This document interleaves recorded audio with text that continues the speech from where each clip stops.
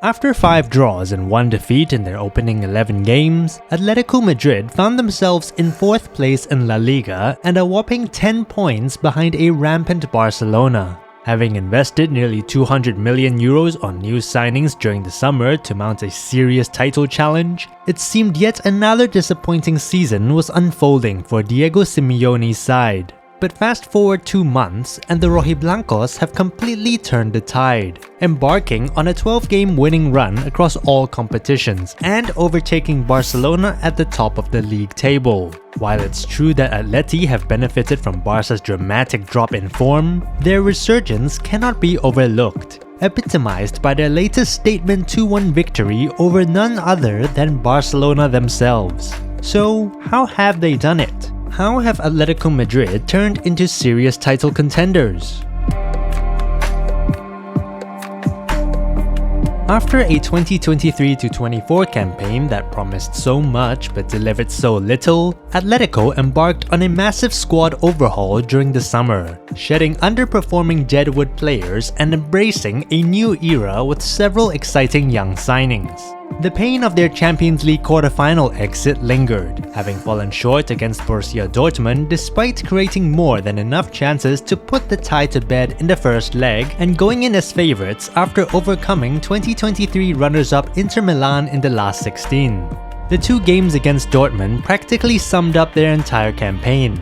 Impressive at home but dreadful away, while being prolific in attack but vulnerable at the back, evidenced by the 68 goals they conceded last season, the highest tally of Simeone's 13-year tenure despite being a side renowned for their defensive diligence. Yet, there was a silver lining to that gloomy night.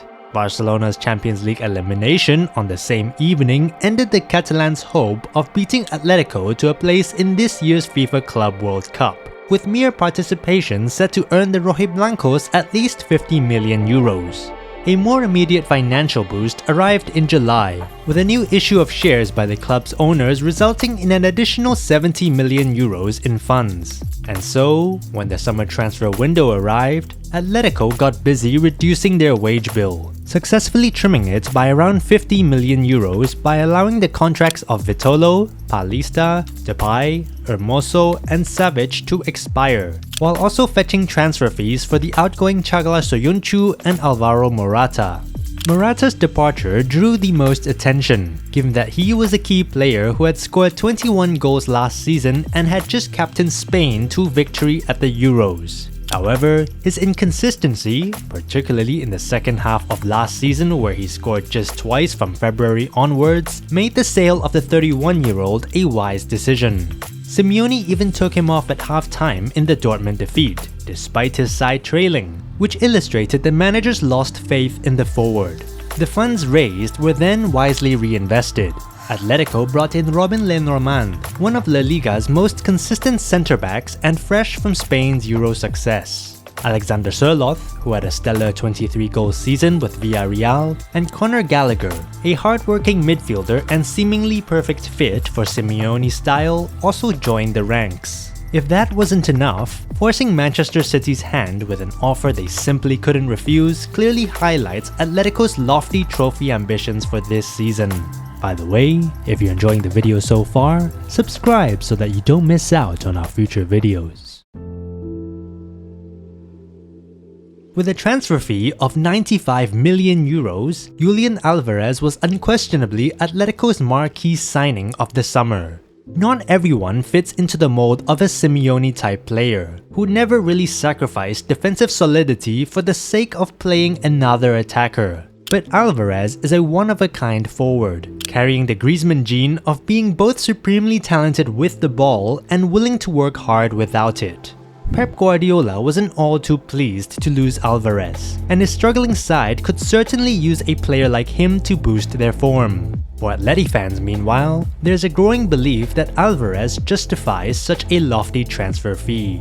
Initially, Alvarez faced questions about his fit within the team, having scored in just 3 of 9 La Liga games, with 4 of those matches ending in draws. However, as the season progressed, he began to find form, coinciding with Atletico's ongoing run of 12 consecutive wins across all competitions. Notably, 8 of Alvarez's 12 goals this season have come during that incredible run of games. Alvarez has also greatly benefited from playing alongside Antoine Griezmann. Even at 33, the Frenchman remains a crucial asset for Atletico, still the same all-around attacker who works for and improves those around him. His decision to retire from international football last year seems to have rejuvenated him as well, as he's currently enjoying one of the most prolific stretches of his career, with 7 goals in his last 7 matches. While Simeone's greatest Atleti sides were renowned for their defensive strength, there has been a clear effort to adopt a more expansive and offensive style in recent years. Achieving this balance hasn't been easy, but the Rojiblancos appear to be making strides this season. The first months of the season were marked by a few shocking displays, notably a dismal 4-0 Champions League defeat to Benfica in Lisbon. However, Atletico have since played with more of their famed grit and determination, which has been helped by their impressive squad depth, allowing them to maintain intensity throughout their matches. Rodrigo de Paul has emerged as a key figure, forming a strong midfield partnership with 21-year-old Pablo Barrios, who recently earned his first cap for Spain. De Paul has long had the makings of a world-class player, but this season, he is finally delivering at that level consistently. While Atleti are benefiting enormously from the protection provided by their midfield, Jose Jimenez also deserves praise for his defensive showings. Like De Paul, he has struggled to reach his full potential, largely due to injuries that have hindered his progress. In fact, throughout his 11 years at the Metropolitano, he has never played more than 28 league games in a single season. However, he has been injury-free so far this season, which has been crucial for Atletico, especially with summer signing Lenormand only recently returning from a 2-month injury layoff. Meanwhile, Clement Lenglet, who has also faced challenges in fulfilling the potential he showed during his rise at Sevilla, has performed far better than expected when filling in for Lenormand. But fringe players stepping up has been a consistent theme for Atletico in all areas of the pitch. In attack, Sørloth and Angel Correa have lightened the goal-scoring burden on Alvarez and Griezmann with some important goals, while Diego Simeone often makes an impact off the bench, regardless of where his father positions him. In midfield, Conor Gallagher has been in and out of the starting lineup but consistently demonstrates a strong work ethic. And despite being relegated to a supporting role, Marcus Llorente seems content with his playing time, even as he is told to take on different roles on the pitch. It's easy to see why players are willing to do whatever Simeone asks of them. He is a truly inspirational figure, with a deep-rooted bond with Atletico and a unique understanding of football that few other coaches possess. While the season is still far from over, Atletico have become a team to watch. It may have taken a little longer than the fans expected, but a serious project has belatedly emerged at the club.